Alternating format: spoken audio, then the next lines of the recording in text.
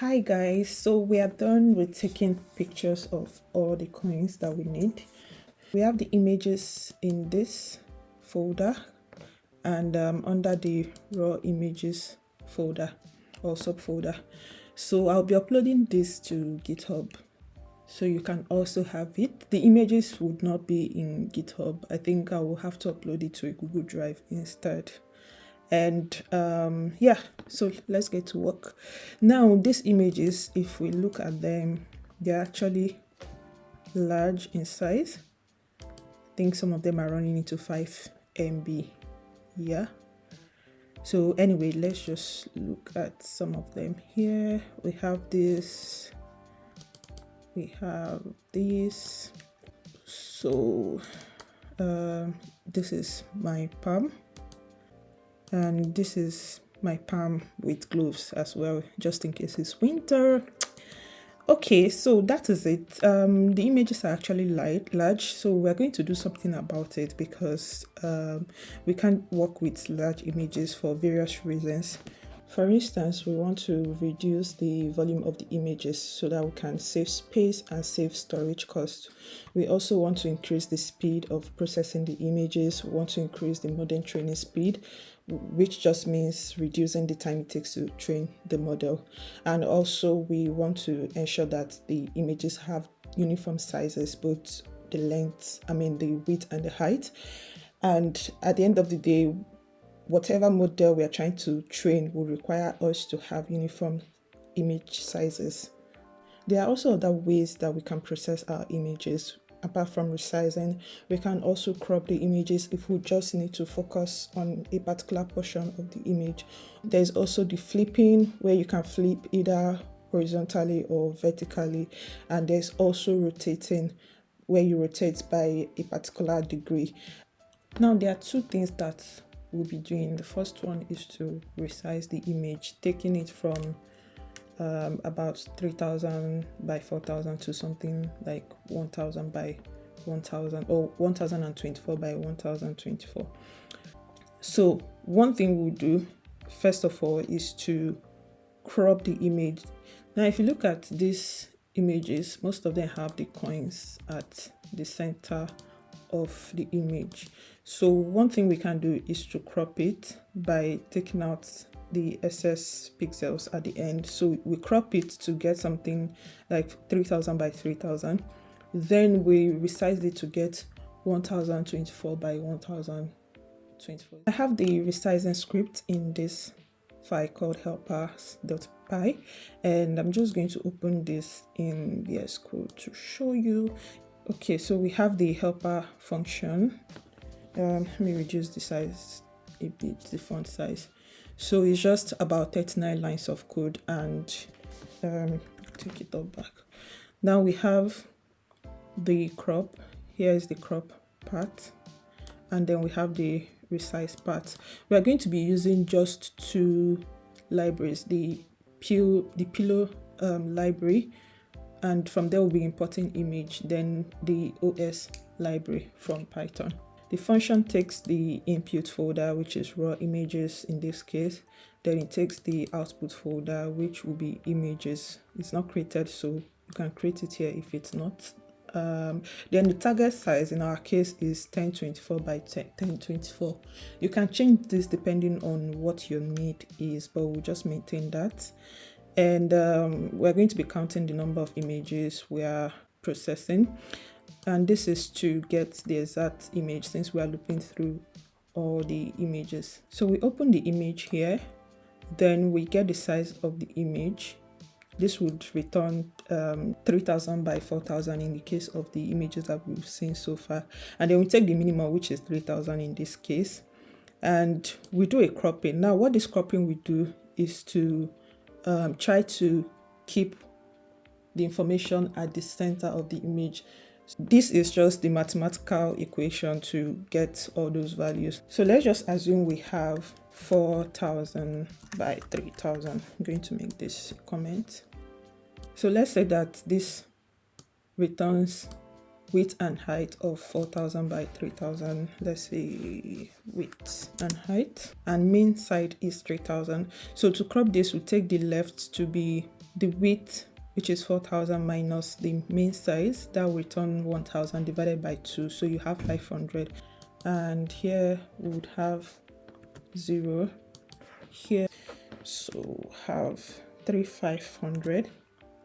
Now this function says image.crop. We're cropping left, top, right, and bottom, which I already explained. Now this step should not be done for every scenario, because if you have very vital information at the corners of these images you don't want to crop, you may have to think of something else to do. Just weigh your options and decide what's best for your use case. Now the next step is resizing, which is also the image.resize, and then you give it your target size, which we stated earlier to be 1024 by 1024. And we save the images in a new folder, and we want to know the number of images that we process just to be sure. And then we have a try except block here. Everything is inside try except block. This will help us to manage any error that is being thrown in the process of running this code. And that's because you may have hidden files in your folder. For instance, I had a hidden file called .dsstore, so I had to deal with it by adding this try catch block to skip it and continue. So that's it for this file. We're going to be running it in this other file called preprocess.py, and we just need the timer to say how long it took us, and then we need to import the helper function we just created. Then our input folder, output folder, we start the time, we call the function with our parameters, then we stop the time after everything has finished running. To run this script, we need to follow the instructions in the readme file. The first thing we want to do is to create a virtual environment and name it. You can name it anything actually. The most common name is .env, but you can actually personalize it, especially if you want to use the same virtual environment in from another editor. Let's say you want to use it from a Jupyter notebook. You'll be asked to select the virtual environment you want, and if you've not given it a unique name, then it will be hard for you to select. Otherwise, you just give it the most common name as well. Let's just copy this, open a terminal, and we are going to run it. Terminal. Then let me open this on preview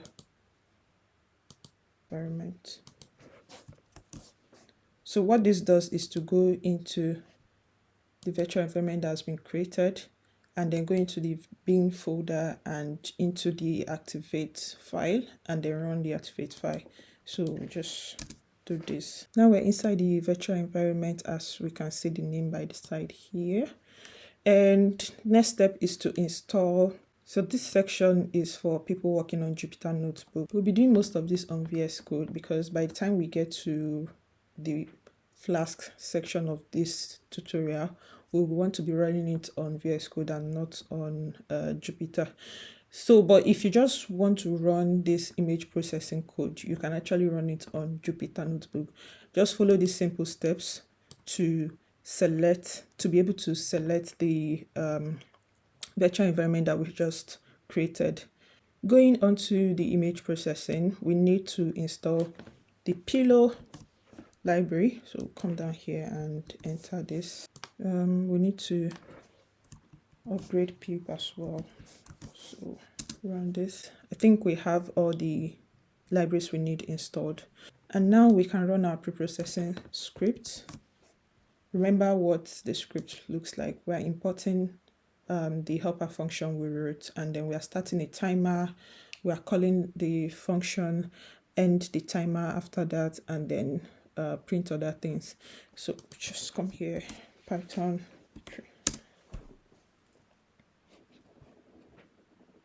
Now this is going to take a while, but let's just see. Skipping, yeah, so I think I remember mentioning this file. You will likely see this in a Mac, and if you don't skip it, you'll get an error which would likely stop whatever processing that you are running. Now all our images have been successfully resized. Took 27 seconds, and we were able to process 79 of our images, which is great. And we have them in this new folder called images. Let's just see what it looks like in our finder. So we have the images file folder, I mean. Okay, so let's see these files now. Just gonna drag this down a bit. Yeah, so we have 1024 by 1024, and this is now 70 kilobytes. If you check all the images, there's actually no one that is up to 1 MB or even more than 500 kilobytes, and all of them now have the same dimension. Now we're done with pre-processing. There's still a lot more to come. We're going to be uploading our images to Google Cloud Platform. Then we will label the images by drawing bounding boxes around the coins and giving those boxes a label. We'll do this for all the different currencies, and we'll continue from there. Thank you for watching. Please hit the subscribe button, hit the like button, drop your comment, let me know what you think about this video, let me know what you've learned so far, and I'll see you in the next video. Thank you.